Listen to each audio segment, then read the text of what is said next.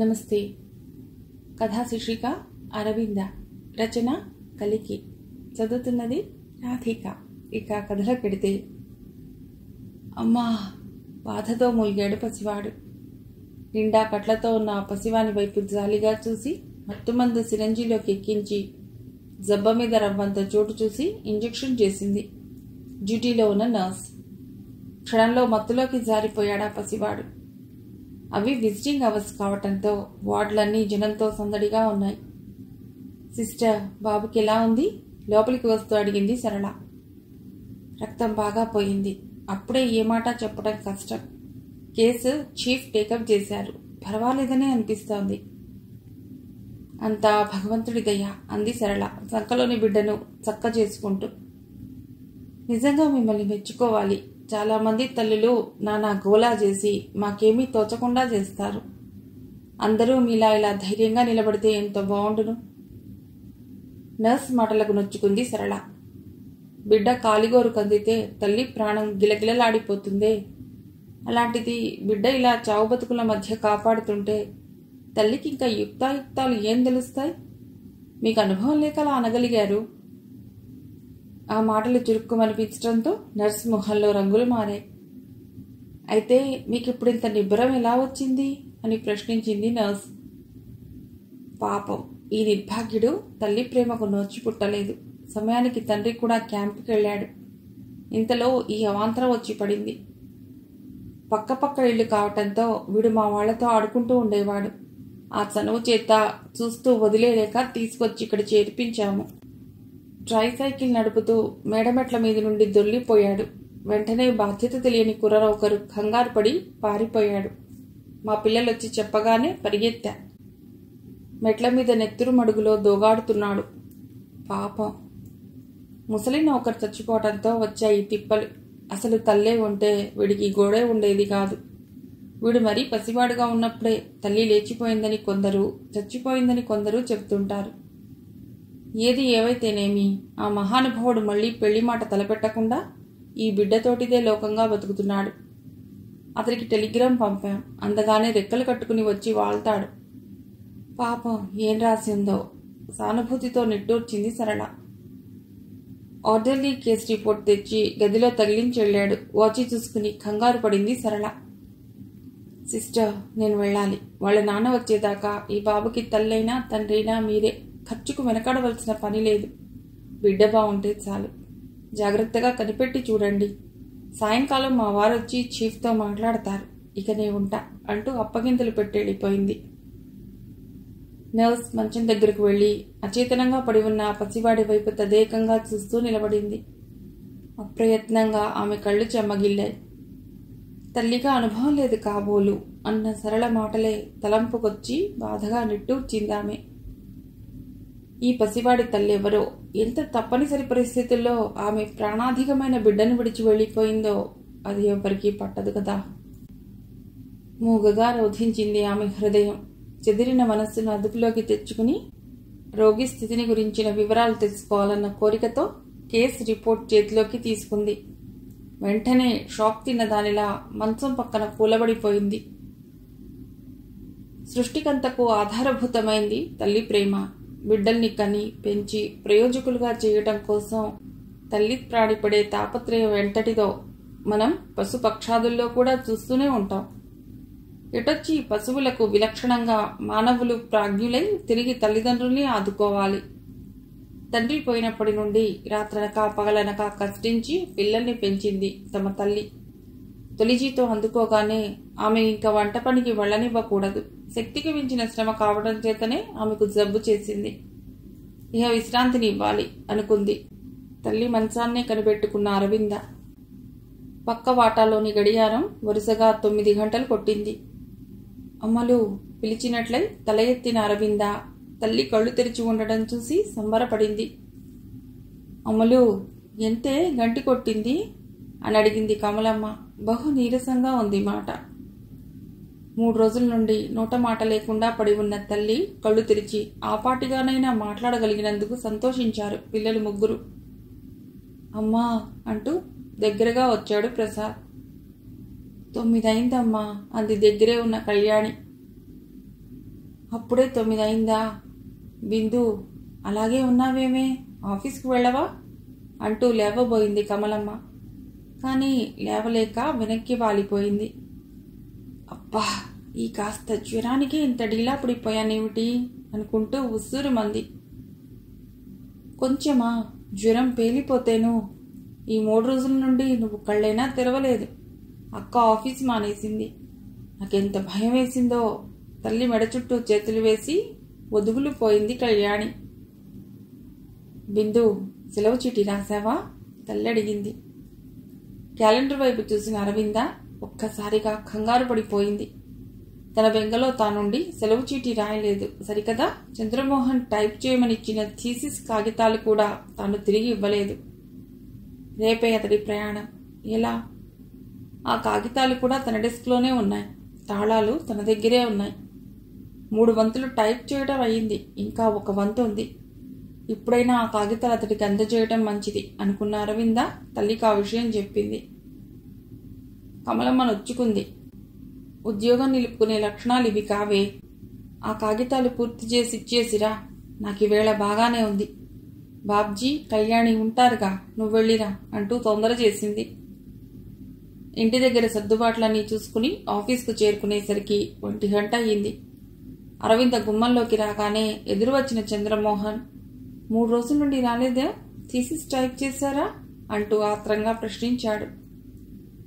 వేళకు సరైన నిద్రాహారాలు లేక పాలి ఉన్న ఆమె చెక్కిళ్లలోకి వెచ్చటి ఆవిర్లొచ్చాయి.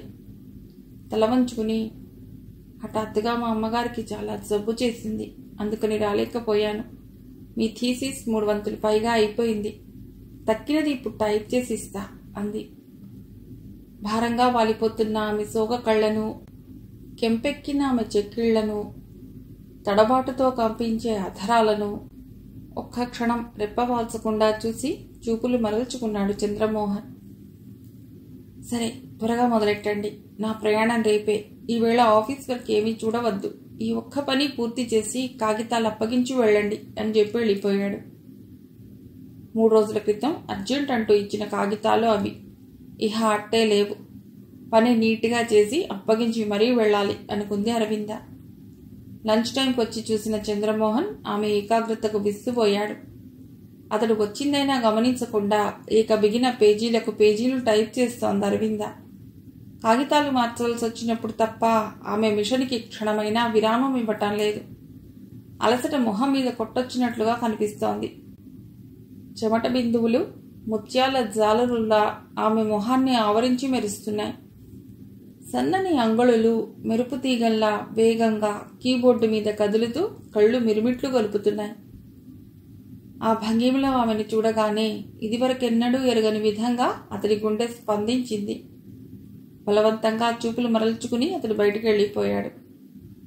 ఆఖరు పేజీ కూడా టైప్ చేయటం అయింది. పేజీలన్నీ బొత్తిగా పేర్చి మిషన్ మూసి లేచి బడలికగా ఒళ్ళు విరుచుకుంటూ గడియారం వైపు చూసిన అరవింద తుళ్ళిపడింది.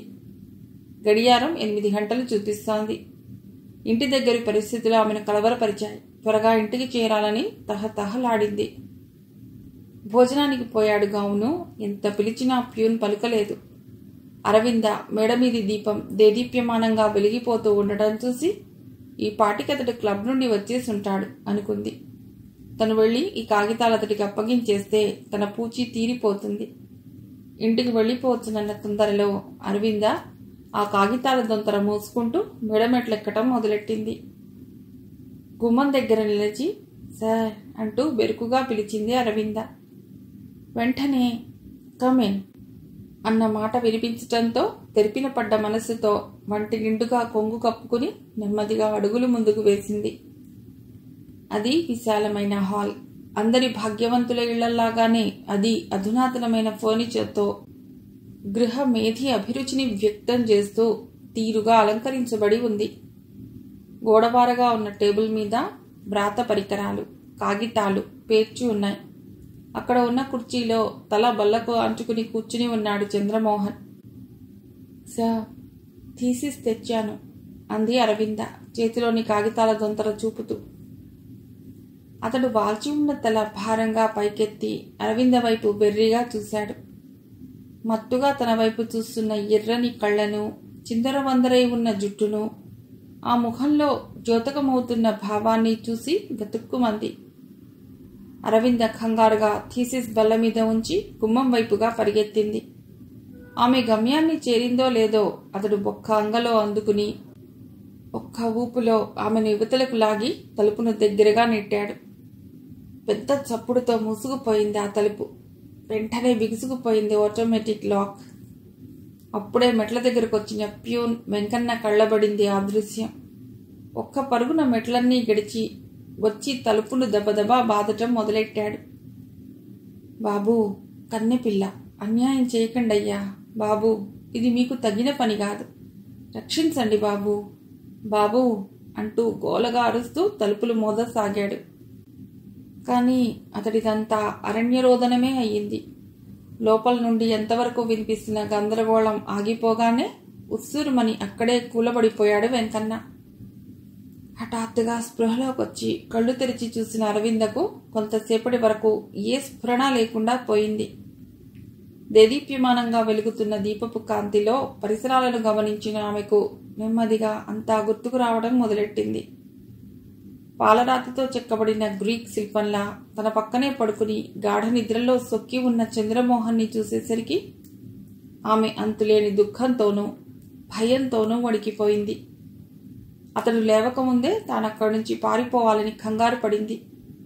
తొందరగా చెదిరి ఉన్న రూపాన్ని చక్కదిద్దుకుని నెమ్మదిగా తలుపు తెరుచుకుని కక్షాంతరాలన్నీ గడిచి వీధిని పడి అరవింద వేగంగా ఇంటివైపు పరిగెత్తడం మొదలెట్టింది. అర్ధరాత్రి నిర్మానుష్యంగా ఉన్న వీధుల వెంట తన్ను తానెరక్కుండా పరిగెత్తుకుంటూ వచ్చి ఇంటిని చేరుకున్న అరవింద ఇంటి తలుపులు తెరిచి ఉండటము, దీపపు వెలుగు హెచ్చుగా ఉండటము చూసి కంగారు పడి ఒక్క అంగలో తల్లి మంచాన్ని చేరుకుంది. ఎక్కిళ్లతో ఇంతెత్తున ఎగిరిపడుతున్న తల్లిని చూసి, అమ్మా, ఏమిటే ఇది అంటూ రెండు చేతుల తల్లిని పొదుముకుని మనసులోని గుబులు ఎగదన్నగా బోరున ఏడ్చేసింది అరవింద. అక్కా, నీకోసమే చూస్తున్నా, నువ్వొచ్చేసావుగా, నేను డాక్టర్ని తీసుకువస్తా అంటూ మరి మాట కోసం ఎదురు చూడకుండా పరిగెత్తాడు ప్రసాద్. తన్ను తాను సంభాళించుకుని తల్లి మంచాన్ని కరుచుకుని వెక్కి వెక్కి ఏడుస్తున్న చెల్లెల్ని దగ్గరకు తీసుకుందా అరవింద. కళ్యాణి, ఏడవకు, అమ్మ చూస్తే బాధపడుతుంది. బాబ్జీ డాక్టర్ని తీసుకొస్తాడుగా, అమ్మకు నయమైపోతుంది. నా బంగారువు కదూ, నువ్వు వెళ్ళి దొడ్డమ్మ గారిని లేపుకురా, మనకు సహాయంగా ఉంటారు అంది. చెల్లెల టెళ్ళగానే ఇక నిగ్రహించుకోలేకపోయింది అరవింద. అమ్మా, అన్యాయమైపోయానే అంటూ తన దుఃఖాన్ని వెళ్లబోసుకుని తల్లి ఒడిలో ఓదార్పు పొందాలని గంపెడాసతో తను ఇంటిని వెతుక్కుంటూ వస్తే తల్లి పరిస్థితి ఇలా అయోమయంగా ఉంది. తమకు తల్లి అసలు దక్కేనా? గుండెలవియ చేసే బాధను బలవంతంగా నిగ్రహించుకునే ప్రయత్నంలో ఆమె నిలువునా వణికింది.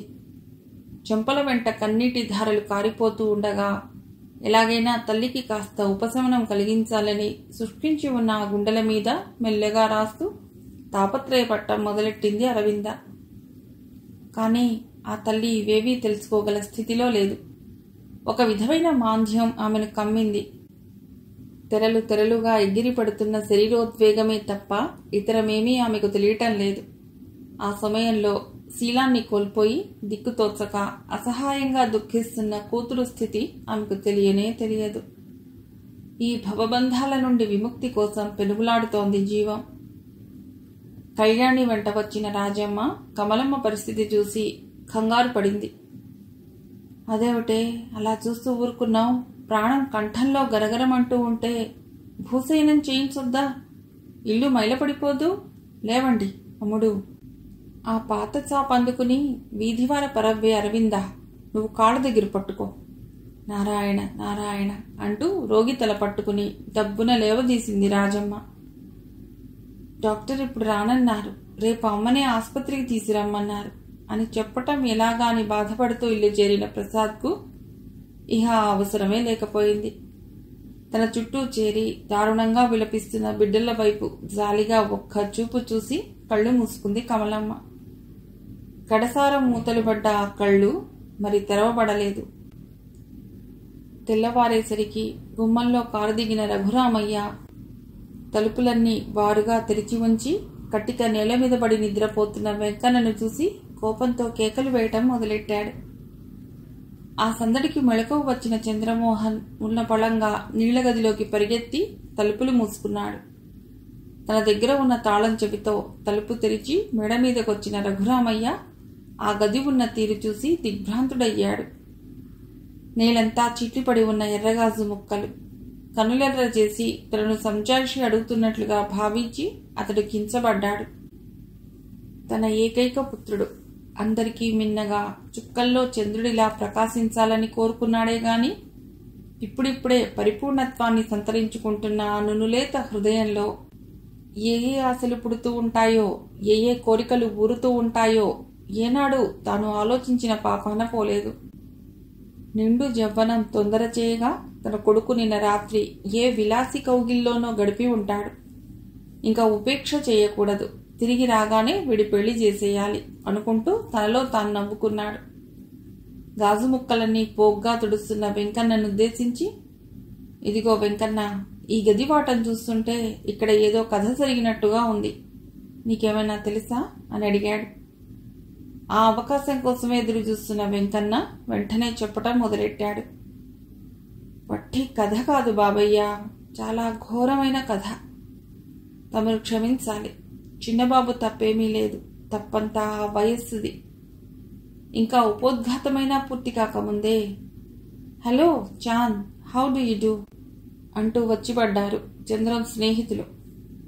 బాత్రూంలో ప్రవేశించిన చంద్రమోహన్ ట్యాప్ తిప్పి షవర్ ఓపెన్ చేశాడు. నులివెచ్చని నీళ్లు జల్లుగా కురుస్తుంటే గడిచిన రోజు సంఘటనలన్నీ ఒక్కొక్కటిగా తీయని కలలా గుర్తుకు రావటం మొదలెట్టాయి.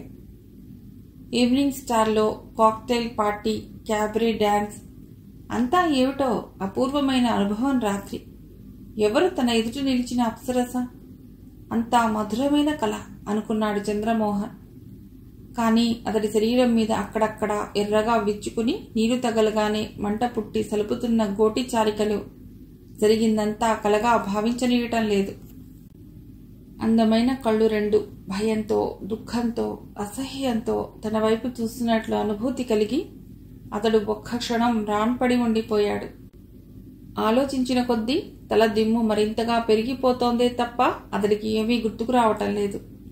అయినా తీరుబడిగా ఆలోచించే వ్యవధి మాత్రం ఎక్కడా? 11 అయ్యేసరికల్లా అతడు ఏరోడ్రమ్లో ఉండాలి. తొందరగా స్నానం పూర్తి చేసి నీటుగా ముస్తాబై బయటికొచ్చాడు చంద్రమోహన్. బొంబాయి దాకా వెళ్లి కొడుకును బోయింగ్ జెట్లో ఎక్కించి కనుచూపు మేర సాగనంపి తిరిగొచ్చాడు రఘురామయ్య. వరుసకు అశ్రద్ధ జరగటంతో ఆఫీస్ పని పేరుకుపోయింది. అర్జెంటుగా పంపవలసిన కాగితాలు ఎంచి టైప్ చేయటానికి పంపించాడు. టైపిస్ట్ వారం నుండి ఆఫీస్కి రావటం లేదని, సెలవైనా పంపలేదని తెలిసి మండిపడ్డాడు రఘురామయ్య. ఆ అమ్మాయికి ఉద్యోగం ఇష్టం అవునో కాదో అడిగి రాదలుచుకుంటే వెంటనే రమ్మని చెప్పి వెంట తీసుకురా అంటూ వెంకన్నకి పురమాయించాడు. బాబూ, ఆ అమ్మాయి ఇంటికెళ్లాలంటే నాకు మొహం చెల్లటం లేదండి అంటూ నీళ్లు నములుతూ నిలబడిపోయాడు వెంకన్న. నువ్వేం చేశావురా అపచారం అంటూ విసుక్కున్నాడు రఘురామయ్య. వచ్చిన అవకాశం జారవిడుచుకోలేదు వెంకన్న. అపచారం జరిగిపోయిందండయ్యా, చాలా పెద్ద అపచారం. ముసలిముండావాణ్ణి బతికుండి ఏమీ చేయలేకపోయాను. కన్నెపిల్ల అన్యాయమైపోయింది. తలుచుకుంటే నా గుండెలు పగిలిపోతున్నాయండి అంటూ గుడ్ల నీరు కప్పుకుంటూ తను చూసిందంతా వివరించాడు. నీరు కారిపోయాడు రఘురామయ్య. ఎంత పని జరిగింది వెంకన్న, అప్పుడే చెప్పలేకపోయావా? ఇంత జాప్యం చేశావెందుకు అంటూ నొచ్చుకున్నాడు. అప్పుడే తమరికి చెప్పాలనుకున్నా, కానీ ప్రయాణం హడావిడిలో సందు దొరకలేదు బాబు. ఎంత పనయింది. నా బాబు మచ్చలేని చంద్రుడు అనుకున్నారా వెంకన్న? ఎంత ఘోరం జరుగుతుందని అనుకోలేదు. పోనీలండి బాబు, తమరు తలుచుకుంటే క్షణంలో అన్నీ సర్దుబాటైపోతాయి. 2 ఏళ్లంటే ఎంత? చిటికలో తిరిగిపోతాయి. బాబు తిరిగి రాగానే ఆ ఇద్దరినీ ఏకం చేస్తే మాట పూర్తి చేసేందుకు ధైర్యం చాలేదు వెంకన్నకు. కానీ ఆ మాటకు రఘురామయ్య ముఖం వికసించింది. గుబురు మీసాల చాటున చిరునవ్వు దోబూచులాడింది. అవును, అలా చేస్తే బాగుంటుంది. నా చంద్రుడికి మచ్చ రావటం నేను సహించలేనురా. ఒక్కసారి వెళ్ళి ఆ అమ్మాయిని పిలుచుకొస్తావా? వెంకన్న సంతోషంగా లేచాడు. కానీ అంతలో ఏం తోచిందో వెంకన్నను వారించాడు రఘురామయ్య. ఆగు వెంకన్న, తప్పు మనదై ఉండగా ఆ పిల్లను ఇక్కడికి పంపించమనడం ఏం బాగుంటుంది? మనమే వెడదాం, టాక్సీని పిలు అంటూ కండువా భుజాన వేసుకుని ముందుకు దారి తీశాడు. కాలచక్రం గిర్రున తిరిగింది. 2 ఏళ్లు గడిచిపోయాయి. చంద్రమోహన్ స్టేట్స్లో చదువు పూర్తి చేసి విజయుడై ఇంటికి తిరిగి వస్తున్నాడు. కొడుక్కి ఘనమైన స్వాగతం ఇవ్వటం కోసం చక్కని ఏర్పాట్లు చేసి ఉంచాడు రఘురామయ్య. చేయవలసిన పనులందరికీ పురమాయించి వచ్చి సోఫాలో కూర్చున్నాడు రఘురామయ్య. అంతలో తప్పటడుగులతో దోగాడుతూ తన వైపు వచ్చిన 7 ఏళ్ల పిల్లవాణ్ణి చూసి, రారా తాత అంటూ చేతులు జాపి దగ్గరకు పిలిచాడు. తాత తాత అంటూ తనకై చాపి ఉంచిన చేతుల్లో దూకి గారాలు పోతున్న పసివాణ్ణి చూసి, ఎవరు బావా వీడు అని అడుగుతూ లోపలికి వచ్చాడు కామేశం. హఠాత్తుగా వచ్చిన ప్రశ్నకు తబ్బిబ్బు పడిన రఘురామయ్య బావమరిది ముఖంలోకి చూస్తూ, అరవింద కొడుకు అన్నాడు. టాక్సీలోని సామాను దింపించే హడావుడిలో పడిపోయిన కామేశం అప్పటికి మరేమీ ప్రశ్నించకుండా ఊరుకున్నాడు. కుశల ప్రశ్నలు మర్యాదలు అయ్యాయి. భోజనాలు చేసొచ్చి గదిలో పిచ్చాపాటి మాట్లాడుకుంటూ కూర్చున్నారు బావమరుదులు. దగ్గరలోనే కర్ర గుర్రం మీద ఊగుతూ ఆడుకుంటున్నాడు పసివాడు. యథాలాపంగా గదినంతటినీ కలియ చూస్తూ కామేశం చూపులు ఒక ఫోటోపై నిలిచి అక్కడే ఆగిపోయాయి. ఫోటో వైపు, ఆటలో లీనమై ఉన్న పసివాని వైపు మార్చి మార్చి చూస్తున్న బావమర్ది ఉద్దేశమేమిటో తెలియక చెబుతున్న మాట మధ్యలోనే ఆపేసి మౌనంగా ఉండిపోయాడు రఘురామయ్య. చూడు బావా, ఆ ఫోటో మన చంద్రాన్ని దిగదు? గోడ మీద ఫోటో వైపు చూపిస్తూ అడిగాడు కామేశం. అదేమిటి బావా, ఆ ఫోటో మీ ఇంట్లోనూ ఉందిగా, 7 ఏళ్ల పుట్టినరోజు నాడు వాళ్ళమ్మ పట్టుబట్టి తీయించింది అంటూ ఆ ఫోటో గోడ నుండి తీసి కామేశానికి అందించబోయాడు రఘురామయ్య. కానీ కామేశం దాన్ని అందుకోలేదు. ఆడుకుంటున్న పసివాడి వైపు వేలు చూపిస్తూ, మరి ఈ ఫోటో అని అడిగాడు. తీక్షణంగా వినవచ్చిన ప్రశ్నతో వెన్ను తెరచినట్లయి అంతలోనే తమాయించుకుని, ఇది చంద్రానిదే అన్నాడు శాంతంగా రఘురామయ్య. అవును, నేను అదే అనుకున్నా. అదే కను ముక్కు తీరు, అదే పోలిక, అంతా అదే ముద్ర. ఈ ఫోటోలో ఉన్న చంద్రానికి వీడికి ఏమీ తేడా లేదు. అప్పుడప్పుడు వినిపించిన మాటల్ని గిట్టని వాళ్లు కల్పించిన రూమర్స్ అని కొట్టిపారేశా. తీక్షణంగా తన వైపే చూస్తూ మాట్లాడుతున్న కామేశాన్ని, మాట మాటకు కదులుతున్న అతడి బారు మీసాన్ని చూసి జడిసిన పసివాడు ఆటమాని ఒక్కసారిగా బావురుమన్నాడు. కొడుకు ఏడుపు వినిపించగానే ఒక్క పరుగున వచ్చి వాణ్ణి ఎత్తుకుని వెళ్ళింది అరవింద. అరవింద్ అంటే ఆ అమ్మాయేనా? మీ ఆఫీస్లో చూసిన జ్ఞాపకం, టైపిస్ట్ గదు అడిగాడు కామేశం.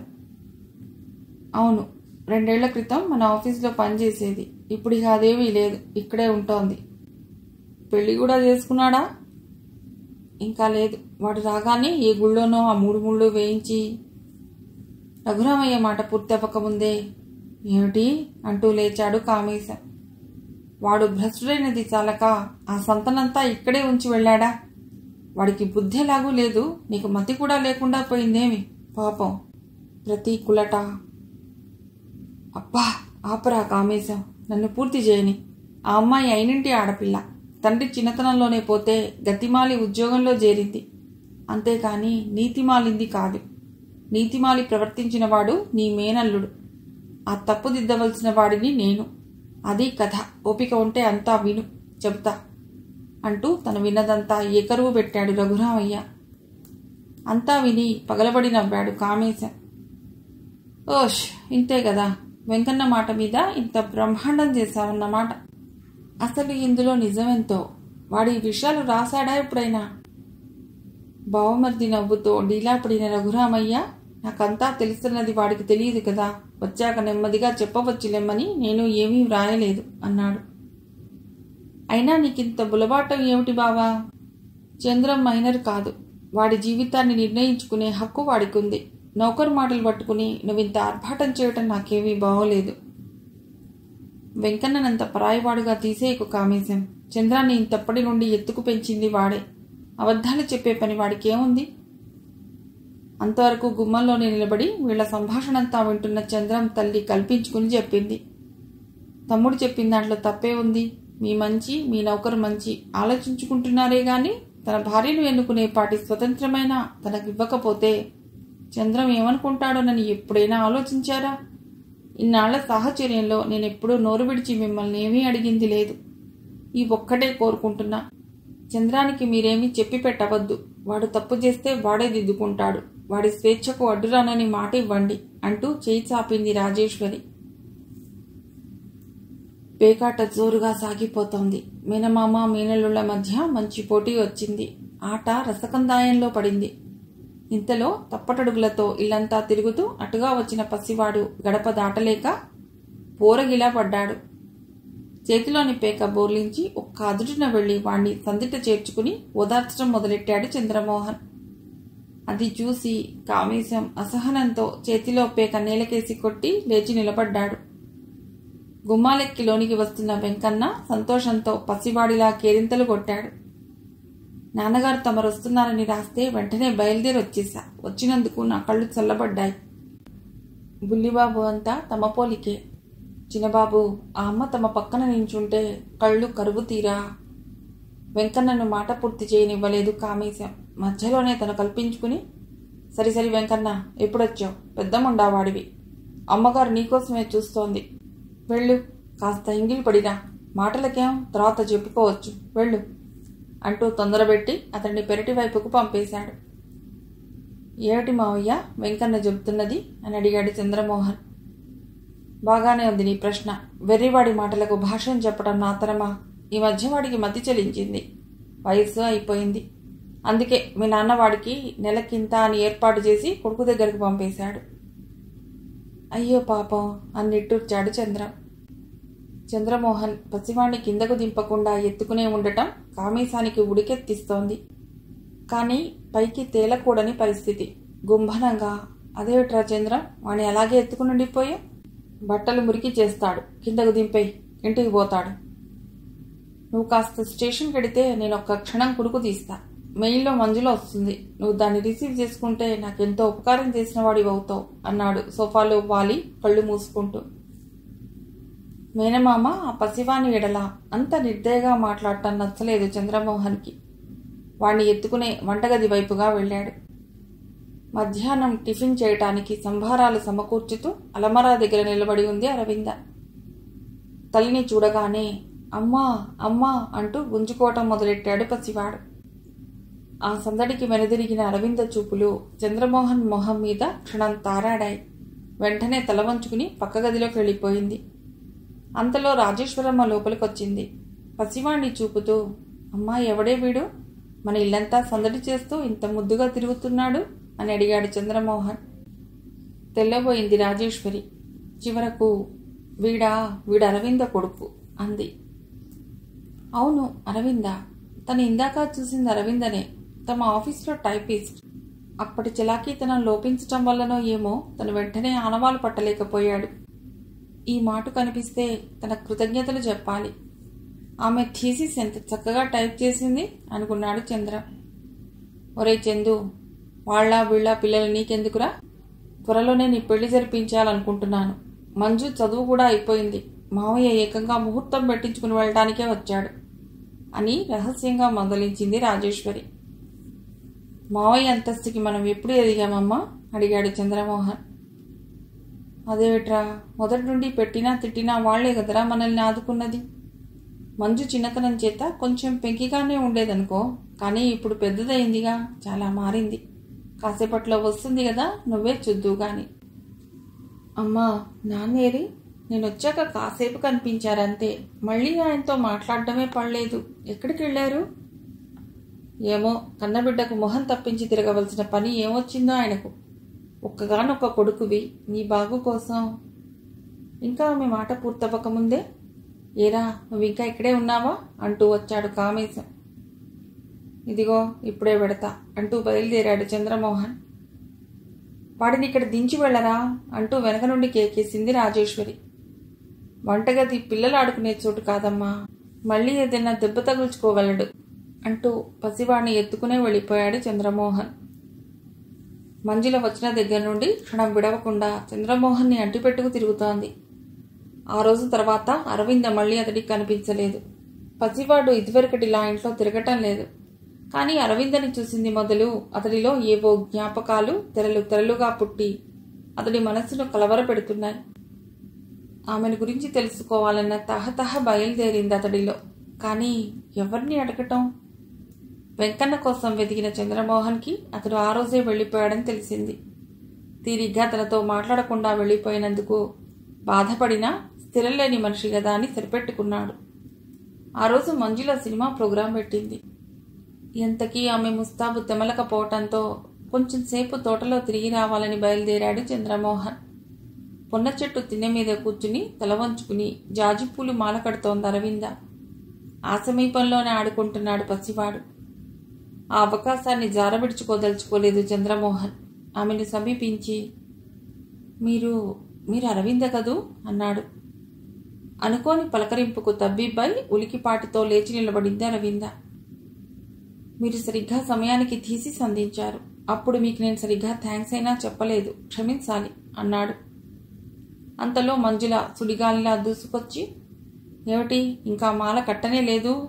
పోని అయిన మట్టుకు ఈ చాలు అంటూ అరవింద చేతిలోని మాలను లాక్కుని జడలో తురుముకుంది. హతాసురాలైన అరవింద నీరు నిండిన కళ్లతో ఒక్క క్షణం చంద్రమోహన్ వైపు చూసి తలవాల్చి పసివాడి వైపుగా నడిచిపోయింది. రా బావా, అసలే ఆలస్యమైపోయిందనుకుంటుంటే నీకోసం వెతకడం ఓ పనైపోయింది అంటూ చనువుగా అతడి నడుం చుట్టూ చెయ్యి వేసి నడిపించుకుపోయింది మంజుల. అవే కళ్ళు, అదే చూపు. ఈ 2 సంవత్సరాలు తను అనుక్షణం వెంటాడినవి ఆ చూపులే. దిగులు, భయం, తిరస్కారం. ఒక్క చూపులో ఎన్ని భావాలు! మంజులతో సినిమాకు వెళ్ళాడన్న మాటే గాని చంద్రమోహన్ దృష్టి తెరపై నిలవలేదు. అతడికి అనుక్షణం అరవిందే గుర్తుకు రావటం మొదలెట్టింది. మస్తిష్కంలోని మారుమూల గవాక్షాలు తెరుచుకుని ఏవేవో జ్ఞాపకాలు తొంగి చూడటం మొదలెట్టాయి. ఆ రాత్రి ఇంటికి వచ్చి పడుకున్నాడన్న మాటే గాని అతడికి నిద్ర పట్టింది లేదు. క్రమంగా అతడి ఆలోచనలు ఒక రూపం దాల్చడం మొదలెట్టాయి. ఆ నీరవ నిశీధిని చీల్చుకుంటూ, అయ్యో వదలండి, నేను అరవిందను, నన్ను విడిచిపెట్టండి అన్న ఆర్తనాదాలు గుండెలవియ చేస్తూ వినవచ్చాయి. పశ్చాత్తాపంతో అతడి హృదయం దహించుకుపోయింది. భ్రాంతితో నిండి ఉన్న అతడి మనస్సుకు తిరిగి ఆనాటి సంఘటనలు ప్రత్యక్షం కావటం మొదలెట్టాయి. జాలిగా, దీనంగా రక్షించమని ప్రార్థిస్తూ తన వైపు చూస్తున్న ఆ కళ్ళు, అంతులేని అసహ్యాన్ని, దుఃఖాన్ని విరజిమ్ముతున్న ఆ చూపులు, అసహాయతతో అదిరే పెదవులు, కందిపోయిన చెక్కిళ్ల వెంట ధారగా కారిపోతున్న కన్నీరు, సుకుమారమైన చేతులు ముందుకు జాపి తన దుశ్చర్యలను అరికట్టే ప్రయత్నించే ఆమె రూపం అతడి కనులకు కట్టింది. అరవిందా అంటూ ఆక్రోశించాడు చంద్రమోహన్. ఆదరంతో అక్కున చేర్చుకుని ఆకలి తీర్చేవారు కనిపించక ఏడుస్తూ ఇల్లంతా తిరుగుతున్న పసివాణ్ణి, అప్పుడే లేచి వచ్చిన మంజుల నిద్రాభంగం అయిందన్న కసితో పెదవపోరు అప్పుడే మొదలైంది అని కసురుతూ చెయ్యెత్తి అదిలించబోయింది. కానీ అంతలోనే ఆగు అన్న గద్దింపు వినరావటంతో కంగారుగా ఎత్తిన చెయ్యి దించేసి తెల్లబోయి చూసింది. ఒక్క పరుగున వచ్చి పసివాణ్ణి 2 చేతులా ఎత్తి గుండెలకు హత్తుకుని ఓదార్చసాగాడు చంద్రమోహన్. ఆ సందడికి గదిలో నుండి బయటకొచ్చాడు రఘురామయ్య. నేను చెయ్యరాని అకార్యం చేశానని ఇప్పటికి గాని తెలుసుకోలేకపోయా. నన్ను క్షమించి నా తప్పు దిద్దుకునే అవకాశం నాకు ఇయ్యండి నాన్న అన్నాడు తండ్రి దగ్గరికి వస్తూ. రఘురామయ్యకంత అర్థమైంది. తనంత ఉన్నతంగా ఎదిగిపోయిన కొడుకు మొహంలోకి వెర్రిగా చూసి, అవకాశం చేయిజారిపోయింది బాబు అన్నాడు. అతడి కనుకొలకుల్లో 2 బాష్పబిందువులు తళుక్కుమన్నాయి. నాన్నా, ఏమిటి మీరంటున్నది? ఆక్రోశించాడు చంద్రమోహన్. రఘురామయ్య మరి మాట్లాడకుండా జేబులో నుండి నలిగిపోయి ఉన్న కాగితం మడత తీసి కొడుక్కు అందించాడు. మావయ్య గారు అని పిలిచే చనువు మీరు నాకు ఇచ్చారు. ఆ ఆత్మీయతతోనే కలకాలం మీరు నన్ను జ్ఞాపకం ఉంచుకోగలరని నాకు తెలుసు. గాజుపూస వంటి ఆడబతుకు ఒకసారి చితికిపోతే మరి అతుకబడదు. మీరు ఔదార్యంతో నా బతుకు బాగు చేయాలని చూశారు. కానీ అది మీ గృహ ఛిద్రాలకు దారి తీయటం నేను సహించలేను. నేను ఎవరి కోసం బతకటం తప్పనిసరి అనుకున్నానో వాళ్ళని గురించిన చింత ఇహ నాకు లేదు. ప్రసాద్, కళ్యాణి మీ చల్లటి నీడలో మంచి జీవితాన్నే అందుకోగలరన్న ధైర్యం నాకుంది. ఇంకా పసివాడా, వాడు మీవాడే, ఇక ఉంటా. నమస్కారములతో అరవింద. అరవింద అంటూ దుఃఖంతో కుప్పకూలిపోయాడు చంద్రమోహన్. మీరిచ్చిన టెలిగ్రామ్ ఆ మన్యం చేరుకునేందుకు 3 రోజులు పట్టింది. అంతగానే బయలుదేరినా మరి 3 రోజులు సాగింది నా ప్రయాణం. నిజంగా మీరు పూనుకుని నా బాబుని నాకు దక్కించారు. మేం చేసిందంతా ఈమె చేసింది. ఉద్యోగానికైతే నర్సు కానీ బాబుని కన్న తల్లిలా ప్రతి క్షణం కనిపెట్టి ఉండి సేవ చేసింది. బాబుని నిద్రపుచ్చి వంగి దుప్పటి సరిచేస్తున్న నర్స్ దగ్గరలో సరళ మాటలు వినిపించేసరికి వెనుదిరిగి చూసింది. కానీ తనకు ఎదురుగా నిలిచి ఉన్న వ్యక్తిని చూడగానే ఆమె మొహంలో రంగులు మారాయి. క్షణంలో సగం అతడి మొహంలోకి చూసి చూపులు మరల్చుకుని 2 అడుగులు వెనక్కి వేసింది. అవే కళ్ళు. సంవత్సరాల తరబడి నా మనస్సునంతటినీ ఆక్రమించుకుని ఉన్న ఆ కళ్లను నేనెలా మర్చిపోగలను అంటూ గొణుక్కున్నాడు చంద్రమోహన్. నన్ను క్షమించగలవా అరవిందా అంటూ తన చేతులను అందుకుని దీనంగా క్షమాభిక్షను అర్థిస్తూ తన వైపే చూస్తున్న చంద్రమోహన్ని కాదనలేకపోయింది అరవింద. మరి పెళ్లి మాట తలబెట్టకుండా బిడ్డతోడిదే లోకంగా బతుకుతున్నాడు మానవుడు అన్న సరళ మాటలు జ్ఞప్తికొచ్చి తెరిపిన పడ్డట్టయింది ఆమె మనస్సు. పరిసరాలను మరచి తమ్ము తామెరగకుండా పెనవేసుకుని గుండెల బరువు తీరా దుఃఖిస్తున్న ఆ జంటను చూసి హ్యాపీ రీయూనియన్ అంటూ కొంగుతో కళ్ళు ఒత్తుకుంది సరళ. అప్పుడే అక్కడికొచ్చిన మ్యాట్రన్ మరే నేను చెప్తే ఒక పట్టాన నమ్మింది కాదు. చచ్చిపోవటానికి దూకితే సముద్రం ఒడ్డుకు కొట్టేసింది. పుణ్యాత్ములెవరో తెచ్చి ఆసుపత్రిలో చేర్పించారు. చావు బతుకులతో పోరాడి మొత్తానికి బతికింది. ఎందుకు బతికించారంటూ గోల చేసింది. ముందు ముందు ఏమి యోగం ఉందో చావు తప్పింది అని బలవంతాన నచ్చజెప్పి నా దగ్గరే ఉంచుకుని నర్స్ ట్రైనింగ్లో చేర్పించా. ఇన్నాళ్లకు ఆ దేవుడికి దయగలిగింది. అయిన వాళ్లంతా ఒక్కటయ్యారు. నా బాధ్యత తీరింది అంటూ చేతులు జోడించింది. విజిటింగ్ అవర్స్ పూర్తయిన దానికి గుర్తుగా ఆసుపత్రి గంట గడగడా మోగింది. శిశిరం గడిచిపోయింది. వసంతం ముదిరింది. చలిగాలి కోసం తప్పించిపోతున్న జనం ఆరుబయట పక్కలు పరుచుకుంటున్నారు. ఆ వేళ వైశాఖ పూర్ణిమ. చల్లదనాన్నిచ్చే వెన్నెల అంతటా పరుచుకుని ఆహ్లాదకరంగా ఉంది. డాబా మీద పరచబడి ఉన్న పరుపు మీద పడుకుని ఉన్నాడు చంద్రమోహన్. తండ్రి పక్కన పడుకున్నాడు కొడుకు. అంతలో మల్లెల వాసన మగువరాకను సూచించగా లేచాడు చంద్రమోహన్. చప్పుడు కాని అడుగులతో అతడిని సమీపించిన అరవింద, చంద్రుడు బాగున్నాడు గదూ అంది కొంటెగా. చేయి చాపి ఆమెను చేరదీసుకుంటూ, ఆ మచ్చ కనుక లేకపోతే ఇంకెంత బాగుండేవాడో అంటూ నిట్టూర్చాడు చంద్రమోహన్. అది మచ్చ కాదు, కుందేలు పిల్ల, తాతయ్య చెప్పాడు అంటూ లేచొచ్చాడు బాబు. ఓరి, నువ్వింకా నిద్రపోలేదా అంటూ కొడుకుని ఎత్తుకున్నాడు చంద్రమోహన్. శశాంకుడు అందగాడే అంటూ తృప్తిగా నవ్వుకుంది అరవింద. కథ సుఖాంతం.